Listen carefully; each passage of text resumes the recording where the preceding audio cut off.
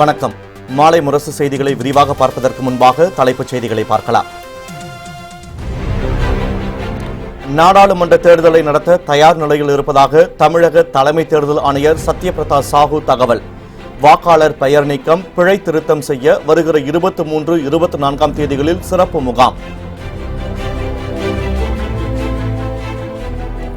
தீவிரவாதிகள் தாக்குதலில் உயிரிழந்த வீரர்களின் உடல்களுக்கு பிரதமர் நரேந்திர மோடி, மத்திய அமைச்சர்கள் உள்ளிட்டோர் அஞ்சலி. டெல்லியிலிருந்து சொந்த ஊர்களுக்கு உடல்களை அனுப்ப ஏற்பாடு.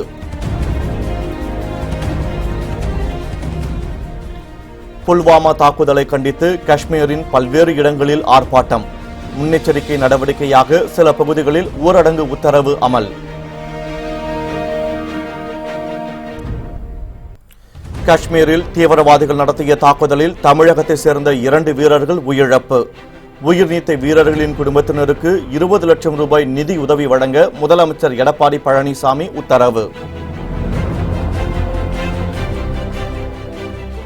சிலை கடத்தல் தடுப்பு பிரிவில் சேர விருப்பமில்லாத காவல்துறையினரை சஸ்பெண்ட் செய்ய வேண்டும். சென்னை உயர்நீதிமன்றத்தில் சிறப்பு அதிகாரி பொன் மாணிக்கவேல் வலியுறுத்தல். இனி விரிவான செய்திகளை பார்க்கலாம். நாடாளுமன்ற தேர்தலை நடத்த தயாராக இருப்பதாக தமிழக தலைமை தேர்தல் ஆணையர் சத்யபிரதா சாஹூ தெரிவித்துள்ளார். சென்னை கிண்டியில் உள்ள சிட்கோ தொழிற்பேட்டையில் வாக்காளர் விழிப்புணர்வு முகாம் நடைபெற்றது. இதில் வாக்காளர் ஒப்புகைச் சீட்டு இயந்திரத்தை இயக்கி சோதனை நடைபெற்றது. இதில் பங்கேற்ற பின் செய்தியாளர்களிடம் பேசிய தமிழக தலைமை தேர்தல் ஆணையர் சத்யபிரதா சாஹூ, நாடாளுமன்ற தேர்தலை முன்னிட்டு வருகிற 23 மற்றும் 24 தேதிகளில் தமிழகத்தில் உள்ள அனைத்து வாக்குச்சாவடிகளிலும் வாக்காளர் பெயர் நீக்கம், பிழை திருத்தம் உள்ளிட்ட பணிகள் நடைபெறும் என தெரிவித்தார். மேலும் நாடாளுமன்ற தேர்தலை நடத்த தயாராக இருப்பதாக குறிப்பிட்ட சத்யபிரதா சாஹூ, ஹொசூரை காலியாக இருப்பதாக தமிழக அரசிடமிருந்து எந்த அறிவிப்பும் வரவில்லை என தெரிவித்தார். எலெக்ஷன் கமிஷன் ஆஃப் இந்தியா எப்படி உத்தரவு கொடுக்குறாங்களோ அப்படி நாங்கள் எலெக்ஷன் கண்டக்ட் பண்ணுறதுக்கு தயாராக இருக்கிறோம். தமிழகம் முழுவதும் 23, 24 பிப்ரவரி இந்த 2 நாளில் அனைத்து போலிங் பூத்தில் இந்த பேர் சேர்க்கறதுக்கு ஆர் டிலீட் பண்ணுறது, ஏதோ நம்ம வழக்கமாக எப்படி நம்ம அப்டேஷன் எல்லாம் பண்ணுறோமோ அது ஒரு இன்னொரு வாய்ப்பு நம்ம கொடுக்குறோம். ஸோ நம்ம ஓட்டர்ஸ் எல்லாம் அங்கே வந்து அவங்களோட பேர் சரியான முறையில் இல்லை, டிலீட் ஆகிடுச்சு, சேர்க்கணும், அந்த மாதிரி ஏதோ இஷ்யூ இருந்தால் கூட நம்ம ஃபார்ம் 6, 7, 8 அந்த மாதிரி ஃபார்ம்ஸ் எல்லாம் இருக்கிறது, அதெல்லாம் ஃபில்அப் பண்ணி கொடுத்தா உடனடியாக அதுக்கு நாங்கள் ஆக்ஷன் எடுத்துகிட்டு அவங்களோட பேரெல்லாம் என்ன ஆக்ஷன் எடுக்கணுமோ அது பண்ணோம். காஷ்மீரில் தீவிரவாதிகளின் தாக்குதலில் உயிரிழந்த தமிழக வீரர்கள் உள்பட 38 பேரின் உடல்கள் டெல்லி விமான நிலையத்திலிருந்து சொந்த ஊர்களுக்கு அனுப்பப்பட்டன. காஷ்மீரின் புல்வாமா மாவட்டத்தில் பாதுகாப்பு படை வீரர்கள் சென்ற வாகனத்தின் மீது பயங்கரவாதிகள் தாக்குதல் நடத்தினர். இந்த கொடூர தாக்குதலில் தமிழகத்தை சேர்ந்த 2 வீரர்கள் உள்பட 41 பேர் உயிரிழந்தனர். இதையடுத்து அவர்களது உடல்கள் ஸ்ரீநகரில் உள்ள கட்டுப்பாட்டு அறைக்கு கொண்டு வரப்பட்டு இறுதி அஞ்சலி செலுத்தப்பட்டது. தாக்குதலில் உயிரிழந்த வீரர்களின் உடல்கள் ஸ்ரீநகரிலிருந்து தனி விமானம் மூலம் டெல்லிக்கு கொண்டு வரப்பட்டன. டெல்லி விமான நிலையத்தில் வீரர்களின் உடலுக்கு பிரதமர் நரேந்திர மோடி, மத்திய அமைச்சர்கள் ராஜ்நாத் சிங், நிர்மலா சீதாராமன், ராஜ்யவர்தன் சிங் ரத்தோர், காங்கிரஸ் தலைவர் ராகுல் காந்தி, டெல்லி முதலமைச்சர் அரவிந்த் கெஜ்ரிவால், ராணுவ தளபதி பிபின் ராவத், விமானப்படை தளபதி பிரேந்தர் சிங், கடற்படை தளபதி சுனில் லன்பா உள்ளிட்டோர் அஞ்சலி செலுத்தினர்.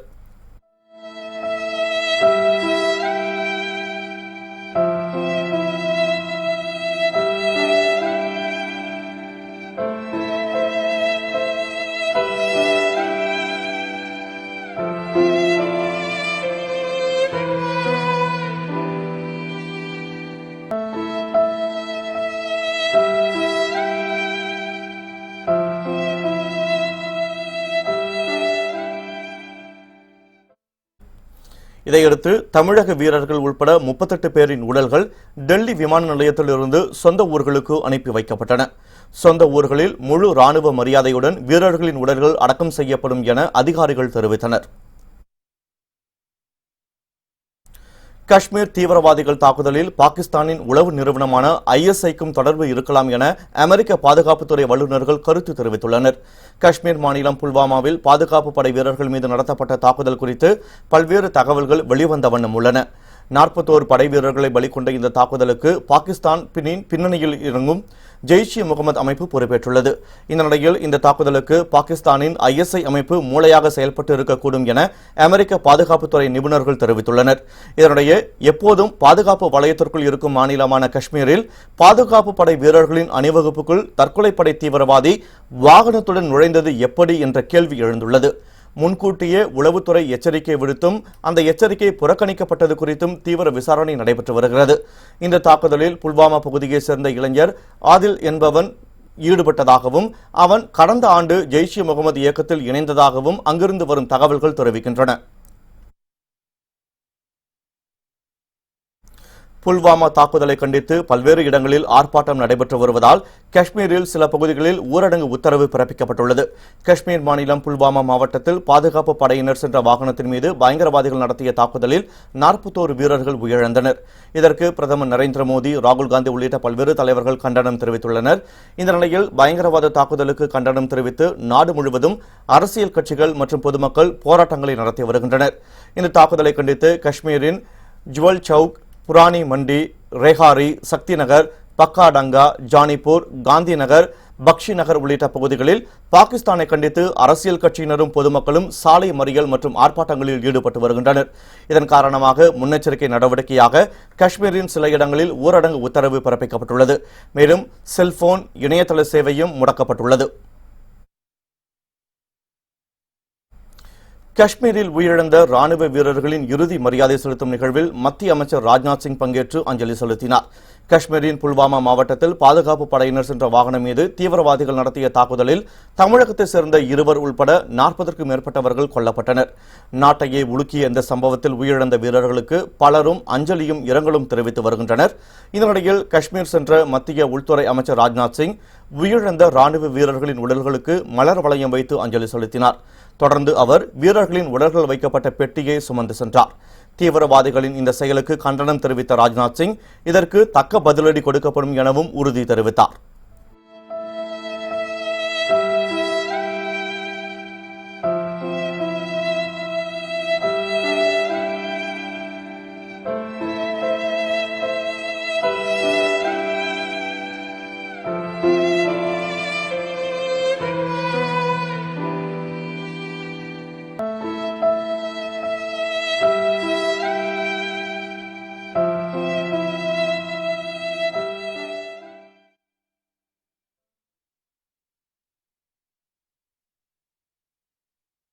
இதையடுத்து காஷ்மீர் ஆளுநர் சத்யபால் மாலிக், பாதுகாப்பு படை உயர் அதிகாரிகள், அரசு அதிகாரிகளுடன் உள்துறை அமைச்சர் ராஜ்நாத் சிங் ஆலோசனை நடத்தினார்.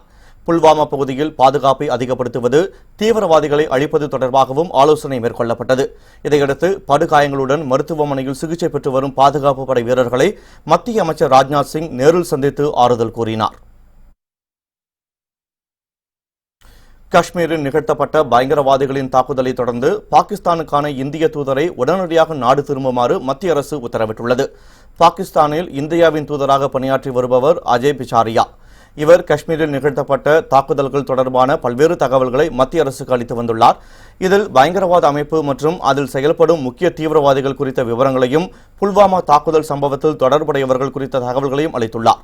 இந்த நிலையில் பாகிஸ்தானில் உள்ள இந்திய தூதர் அஜய் பிசாரியாவை உடனடியாக நாடு திரும்புமாறு மத்திய அரசு உத்தரவிட்டுள்ளது. இதையடுத்து அவர் அங்கிருந்து டெல்லிக்கு புறப்படுகிறார். புல்வாமா தாக்குதல் குறித்தும் அடுத்து எடுக்க வேண்டிய நடவடிக்கை குறித்தும் பிரதமர் நரேந்திர மோடி தொடர்ந்து அமைச்சர்கள் மற்றும் அதிகாரிகளுடன் தீவிர ஆலோசனையில் ஈடுபட்டுள்ளார். புல்வாமா பயங்கரவாத தாக்குதலில் தொடர்புடைய சதிகாரர்கள் நிச்சயமாக தண்டிக்கப்படுவார்கள் என பிரதமர் நரேந்திர மோடி எச்சரித்துள்ளார். டெல்லியில் நடைபெற்ற நிகழ்ச்சியில் பேசிய அவர் புல்வாமா தாக்குதலுக்கு தனது கண்டனங்களை தெரிவித்துக் கொண்டார். ராணுவ வீரர்களின் வீரத்தின் மீதும் துணிச்சல் மீதும் முழு நம்பிக்கை இருப்பதாகவும், இந்த தாக்குதலின் பின்னணியில் இருக்கும் சதிகள் நிச்சயம் தண்டிக்கப்படுவார்கள் என்றும் பிரதமர் நரேந்திர மோடி எச்சரித்தார். பாகிஸ்தான் மிகப்பெரிய தவறை செய்துவிட்டதாக குறிப்பிட்ட பிரதமர், புல்வாமா தாக்குதலுக்காக எதிரிகள் மிகப்பெரிய விலையை கொடுப்பார்கள் என்றும் தெரிவித்தார். இந்த சம்பவம் தொடர்பாக பேசிய காங்கிரஸ் தலைவர் ராகுல் காந்தி, இது மிகவும் துயரமான சம்பவம் என்றும், இதுபோன்ற தாக்குதல் சம்பவங்கள் இனிவரும் காலங்களில் நடைபெறாமல் இருக்க நடவடிக்கை மேற்கொள்ள வேண்டும் எனவும் கேட்டுக்கொண்டார். பயங்கரவாதிகளுடன் ஒருபோதும் சமரசம் பேசக்கூடாது என குறிப்பிட்ட ராகுல் காந்தி, தீவிரவாதிகளை ஒடுக்க நாம் அனைவரும் அரசுடன் ஒன்றிணைந்து போராட வேண்டும் எனவும் வலியுறுத்தினார். மேலும் ராணுவ வீரர்கள் உயிரிழந்த விவகாரத்தில் அரசியல் பேசி சர்ச்சையை ஏற்படுத்த வேண்டாம் எனவும் ராகுல் காந்தி கேட்டுக்கொண்டார். திருவாரூர், திருப்பரங்குன்றம் தொகுதிகளில் இடைத்தேர்தலை உடனடியாக நடத்த கோரிய மனுவை உச்சநீதிமன்றம் தள்ளுபடி செய்துள்ளது. முன்னாள் முதலமைச்சர் கருணாநிதியின் மறைவை அடுத்து அவர் வெற்றி பெற்ற திருவாரூர் தொகுதி காலியானதாக அறிவிக்கப்பட்டு ஜனவரி 28ஆம் தேதி இடைத்தேர்தல் நடத்தப்படும் என தேர்தல் ஆணையம் தெரிவித்தது. இதனிடையே கஜா புயல் பாதிப்பால் தேர்தல் நடத்த முடியாத சூழல் ஏற்பட்டதை அடுத்து திருவாரூர் இடைத்தேர்தல் ரத்து செய்யப்பட்டது.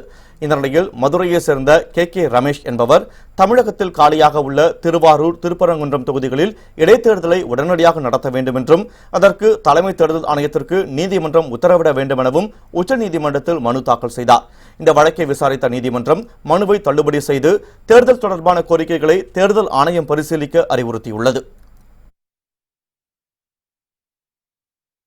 ஜெயலலிதா மரணம் தொடர்பாக விசாரணை நடத்த மேலும் 4 மாத கால அவகாசம் கேட்டு ஆறுமுகசாமி ஆணையம் தமிழக அரசுக்கு கடிதம் அனுப்பியுள்ளது.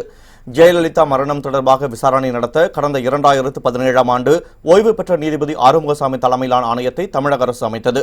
இந்த ஆணையம் இதுவரை ஜெயலலிதாவின் உறவினர்கள், உதவியாளர்கள், ஜெயலலிதாவிற்கு சிகிச்சை அளித்த அப்போலோ மருத்துவமனை மருத்துவர்கள், ஊழியர்கள் என சுமார் 150 பேரிடம் விசாரணை மேற்கொண்டது. விசாரணை முடிந்து அறிக்கை தாக்கல் செய்ய தயாரான நிலையில் அப்போலோ மருத்துவமனை நிர்வாகம் சென்னை உயர்நீதிமன்றத்தில் வழக்கு தொடர்ந்தது. இதனால் பிப்ரவரி 24ஆம் தேதிக்குள் விசாரணையை முடிக்க முடியாத காரணத்தால் மேலும் 4 மாதம் கால அவகாசம் கேட்டு ஆறுமுகசாமி ஆணையம் தமிழக அரசுக்கு கடிதம் அனுப்பியுள்ளது. ஏற்கனவே 3 முறை ஆறுமுகசாமி ஆணையத்திற்கு கால அவகாசம் நீட்டிக்கப்பட்டது குறிப்பிடத்தக்கது.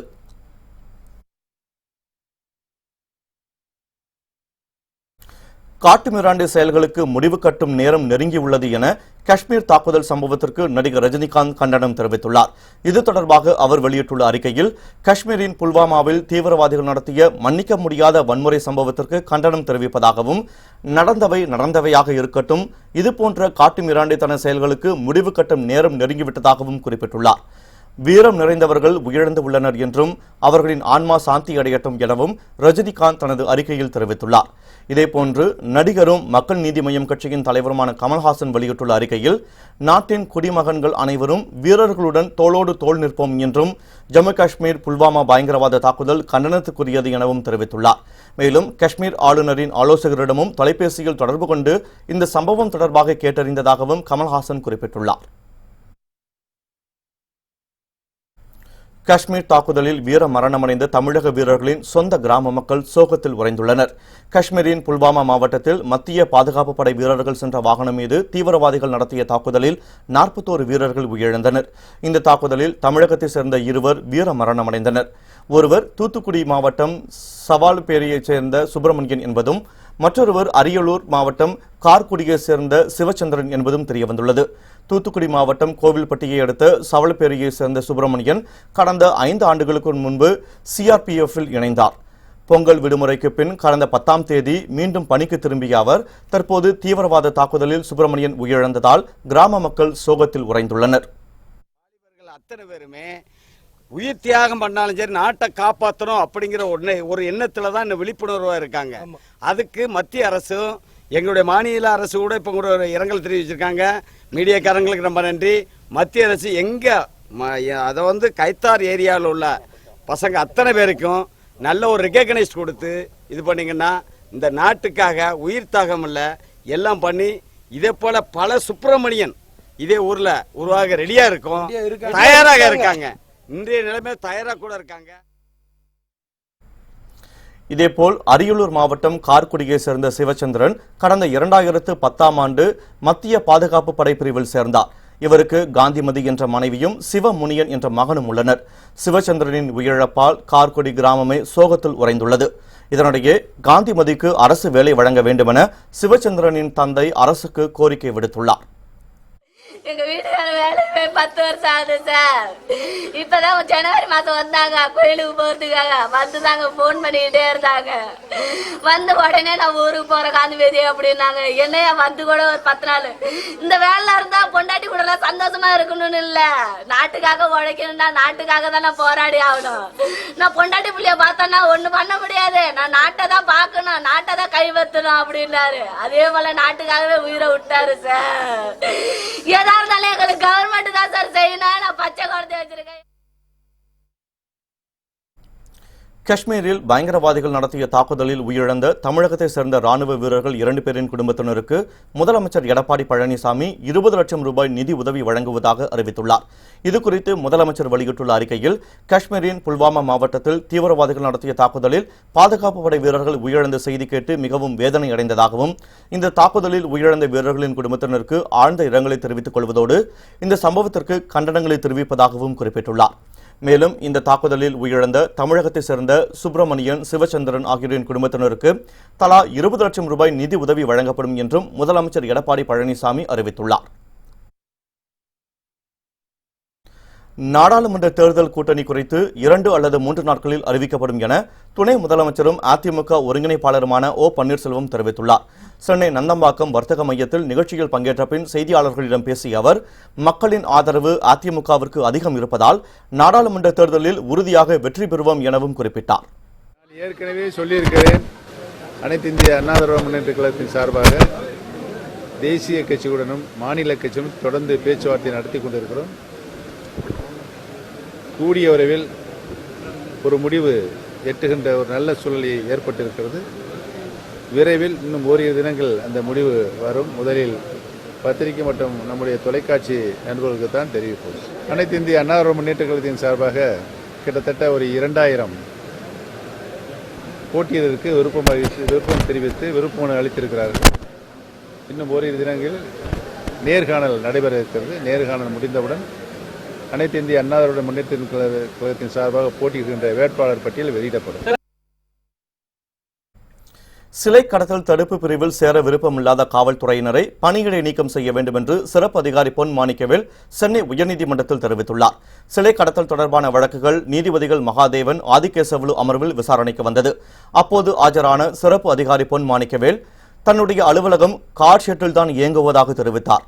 மேலும் சிலை கடத்தல் தடுப்பு பிரிவில் சேர விருப்பமில்லாத காவல்துறையினரை பணியிடை நீக்கம் செய்ய வேண்டும் எனவும் அவர் கோரினார்.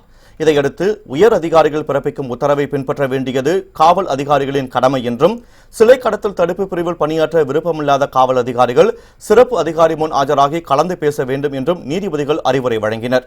இந்த நிலையில் மயிலை கபாலீஸ்வரர் கோவிலின் மயில் சிலை கடத்தல் வழக்கில் கைதான இந்து சமய அறநிலையத்துறை கூடுதல் ஆணையர் திருமகள் மீது நடவடிக்கை எடுக்காதது குறித்து நேரில் ஆஜராகி விளக்கமளிக்க வேண்டும் என்று அறநிலையத்துறை ஆணையருக்கு சென்னை உயர்நீதிமன்றம் உத்தரவிட்டுள்ளது.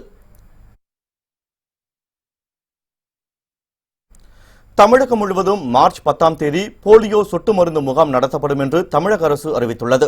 இது தொடர்பாக தமிழக அரசு வெளியிட்டுள்ள அறிக்கையில், தமிழகம் முழுவதும் மார்ச் 10ஆம் தேதி போலியோ சொட்டு மருந்து முகாம் நடத்தப்படும் எனவும் 43,051 மையங்களில் போலியோ சொட்டு மருந்து வழங்க ஏற்பாடு செய்யப்பட்டுள்ளதாகவும் தமிழக அரசு தெரிவித்துள்ளது. காலை 7 மணி முதல் மாலை 5 மணி வரை சொட்டு மருந்து முகாம் செயல்படும் என்றும், 5 வயதிற்குட்பட்ட குழந்தைகளுக்கு போலியோ சொட்டு மருந்து கொடுக்க வேண்டும் எனவும் தமிழக அரசு அறிவுறுத்தியுள்ளது. மேலும் 1000 நடமாடும் குழுக்கள் மூலமாகவும் சொட்டு மருந்து வழங்க ஏற்பாடு செய்யப்பட்டுள்ளதாகவும் அந்த அறிக்கையில் தெரிவிக்கப்பட்டுள்ளது. சீர்காழியில் வியாபாரிகளிடம் பணம் கேட்டு மிரட்டல் விடுத்த 2 வாலிபர்களை காவல்துறையினர் கைது செய்தனர். நாகை மாவட்டம் சீர்காழி பகுதியில் உள்ள வியாபாரிகள் மற்றும் தொழிலதிபர்களிடம் மர்ம கும்பல் ஒன்று பணம் கேட்டு கொலை மிரட்டல் விடுத்து வருவதாக காவல்துறைக்கு புகார்கள் வந்தன. இதையடுத்து சீர்காழி காவல்துறையினர் தனிப்படை அமைத்து மர்ம நபர்களை தேடி வந்தனர். இதனிடையே புதுத்துறையை சேர்ந்த பிரபல ரவுடி பார்த்திபனின் கூட்டாளிகள் பணம் கேட்டு மிரட்டல் விடுத்தது தெரியவந்தது. இதையடுத்து திருவாலி கிராமத்தில் இருந்த அன்பு மாயவன், செல்வ பொருதி ஆகிய இருவரையும் காவல்துறையினர் கைது செய்தனர். மேலும் தப்பியோடிய ரவுடி பார்த்திபனை காவல்துறையினர் தேடி வருகின்றனர். ஹொசூர் அருகே இருசக்கர வாகனத்தில் சென்றவரை கத்தியால் தாக்கிவிட்டு 15,000 ரூபாய் பணத்தை கொள்ளையடித்து சென்ற மர்ம நபர்களை காவல்துறையினர் தேடி வருகின்றனர். கிருஷ்ணகிரி மாவட்டம் தளி அருகே உள்ள அத்தலவடி கிராமத்தை சேர்ந்தவர் லட்சுமி நாராயணன். இவர் ஹொசூரில் உள்ள தொழிற்சாலையில் வேலை செய்து வருகிறார். இந்த நிலையில் வேலை நிமித்தமாக ஆணிக்கல் என்ற பகுதிக்கு தனது இருசக்கர வாகனத்தில் சென்று கொண்டிருந்தார். கும்பலாபுரம் அருகே என்ற பகுதிக்கு சென்றபோது லட்சுமி நாராயணனை வழிமறித்த முகமுடி அணிந்த கும்பல் அவரை கத்தியால் தாக்கி அவரிடமிருந்த 15,000 ரொக்க பணத்தை கொள்ளையடித்து சென்றனர். அவரின் அலறல் சத்தத்தை கேட்டு அந்த வழியாக சென்ற வாகன ஓட்டிகள் காயமடைந்த லட்சுமி நாராயணனை ஆம்புலன்ஸ் மூலம் மருத்துவமனைக்கு அனுப்பி வைத்தனர். இதுகுறித்து தகவல் அறிந்த காவல்துறையினர் வழக்கு பதிவு செய்து மர்ம நபர்களை தேடி வருகின்றனர். அது மெட்டீரியல் வாங்க போகிற அப்பப்போ ஆனைக்கல் 3 வருஷமாக அதில் ஒர்க் பண்ணிட்டு இருக்கிறேன். அந்த ஒர்க் பண்ணிட்டு இருக்கும்போது போகும்போது தைலம் செடியில் வண்டி குறுக்கு போட்டு 2 பேர் தாக்கி ராடில் ஒரு ஆள், கையில் ஒரு கத்தி ஒரு ஆள் எடுத்து குத்துறதுக்கு வந்து ராடில் போட்டு காலில் ஒரு இடத்துல டேமேஜு, கை ஒரு டேமேஜு, பணம் 15,000 ரூபாய் எடுத்துன்னு போயிட்டாங்க. அப்புறம் தலையில் போய் அட்மிட் பண்ணி அவங்க டீச்சரில் போட்டு போலீஸ் கம்ப்ளைண்ட் கொடுத்து அப்புறம் அங்கே ஆகாதுன்னு சொல்லி இங்கே ஒசூர் ஜிஹெச்எஸ்க்கு அனுப்பிச்சுட்டாங்க.